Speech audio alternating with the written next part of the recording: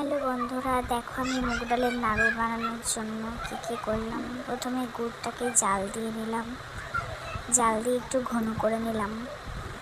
তারপরে মুগ ডালগুলো ভেজে আমি রেখে দিয়েছি একটু ঠান্ডা হয়ে যাওয়ার জন্য। ততক্ষণে আমার গুড়টা জ্বালানো হয়ে গেছে, গুড়টা ঘনও হয়ে গেছে, মুগ ডালটা ঠান্ডাও হয়ে গেছে।